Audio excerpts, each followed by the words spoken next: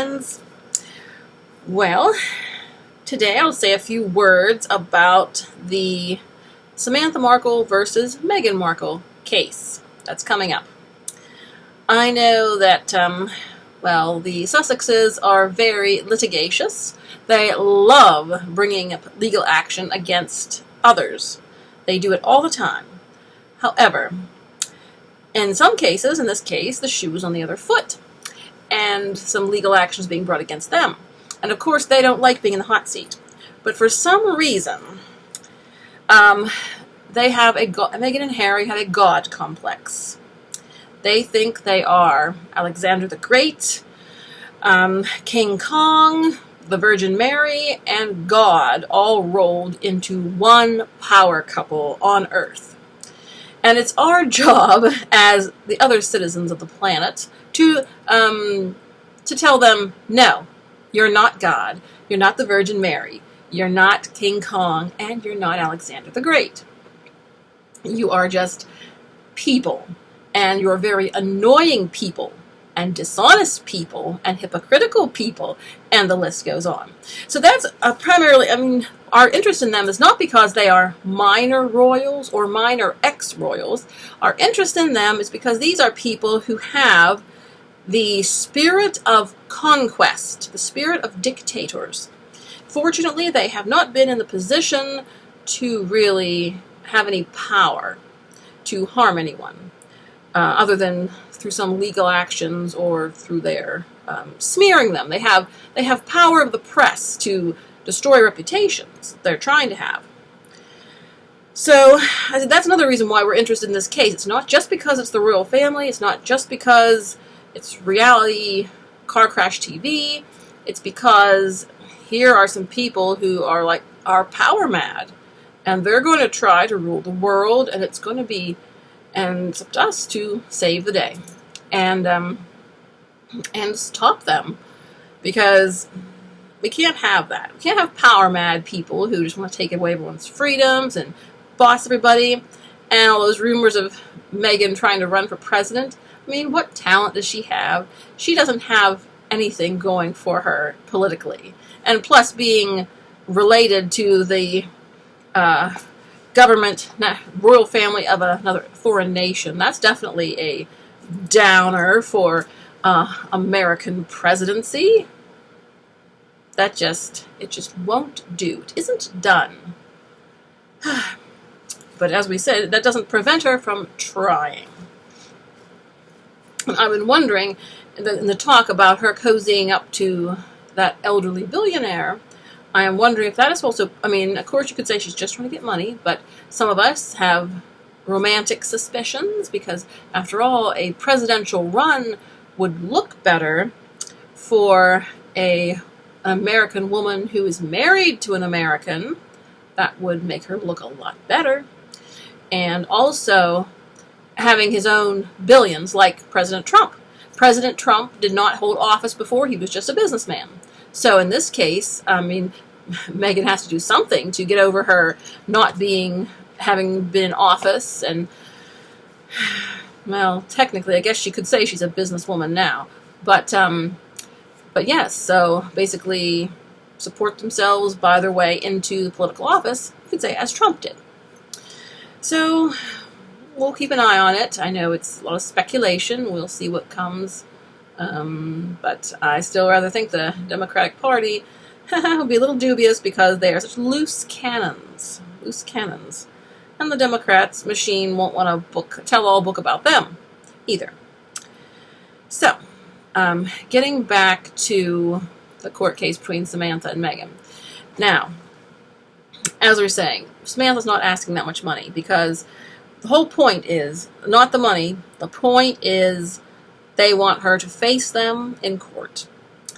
They want her to be forced to tell the truth. That's the whole point of it. And Samantha wants to put Meghan in the hot seat and call her out for her lies and make her confess. And of course, since they still have a few months ahead, we in the audience, do not have a very big confidence that it will actually happen.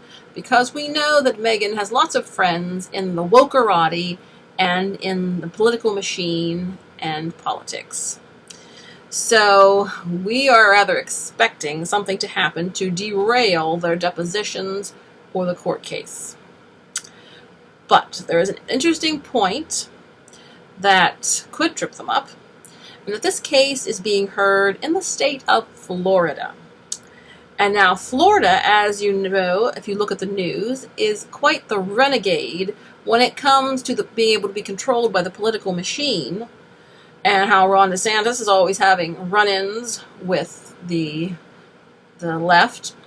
And so perhaps Florida may not be quite so easily manipulated. The legal system may not be able to be twisted so easily into Meghan's pocket as it may be, say, in California, New York, or some of the other weaker states. So in that case, I would say maybe we do have a chance of seeing Samantha's case come to trial, or at least get through the deposition process.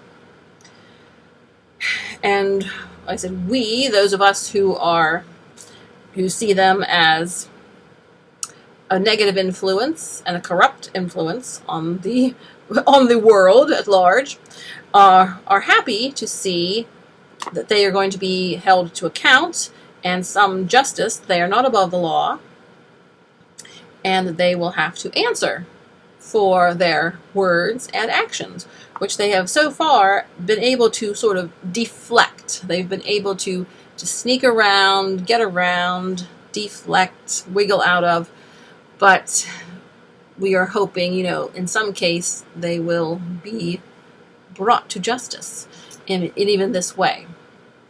So, they technically haven't done anything illegal that we know of, although their behavior is quite suspicious and their tactics are quite underhanded. There has not been any real thing that can be pinpointed. But in these cases of the lies and everything, we'll see what happens going forward. So I think we have a chance, although I'm sure Meghan will do everything she can to pull whatever legal strings that she can get her hands on. But we shall see, and we'll always keep the firm belief that good will always triumph over the wrong. Good triumphs over evil, right over wrong. It might take time and, be ups and downs along the way, but we believe that it will triumph. And I know there's lots of talk about, are they coming to the coronation? So I'll just throw this in here. Or is it a good idea to invite them or not? I think both sides have arguments. There are arguments for both sides. But, I still would think that given the way they behave, they wouldn't want to come to the coronation, because that would just be, like you said, more chances for them to be booed. But at the same time, they don't want to miss such a big event that could give them some publicity. Definitely would be awkward. We see that we can sympathize with King Charles wanting both his children to be there. It's really up to those involved whether they want to invite them. I guess they probably should, just to not pour fuel on the fire. And then if they refuse to come, then it's their fault, and they can't complain about the royal family, right?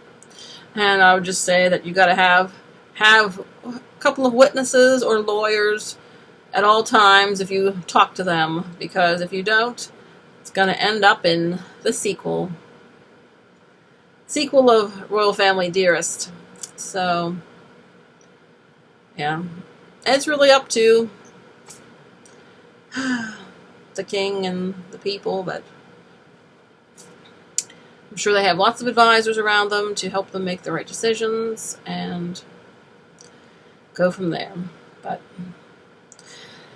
so yes, folks, all the things they do, they're bound to be tripped up sooner or later. So we'll just keep watching this space. And seriously, do you think romantic comedies are going to be successful for them? I think a lot of people are getting sick of I would call them trashy because they're just weak. Like Hallmark and some of these other channels, I see clips, and I watch some of the clips just to laugh at them, because they are comical, because they are so cliche, and so stories are goofy. The acting is like,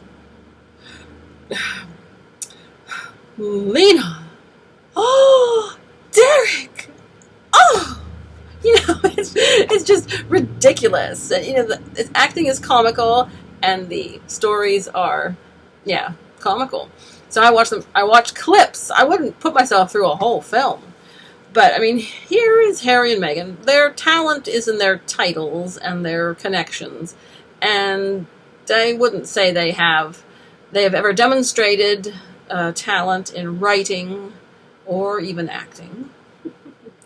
Not particularly. And so it would be very interesting. I mean, they could maybe make a couple of things like Hallmark, but I think those are on their way out. People are kind of saturated with that type of show and are a little bit fed up with them. I hope we're going to get back to some more sophisticated, quality productions. I mean, like the old days, me and my classic film fan that I am. So hoping that the movies are going to get better. But I don't think Harry and Meghan are the ones to improve romantic comedies. Absolutely. So, all right, folks. Well, we'll keep on watching, keep on listening, and we'll see what happens. I said this. I think we're in for the next 40 years. We're going to be hearing the saga of Harry and Meghan, and probably when they're 80 years old, we'll be getting the 25th volume of Spare, Snooze Fest, and their 40th volume of My Experience in the Royal Family. Yeah, it's just crazy. But I said, for one, I would like to know who are buying all their books to make them bestsellers.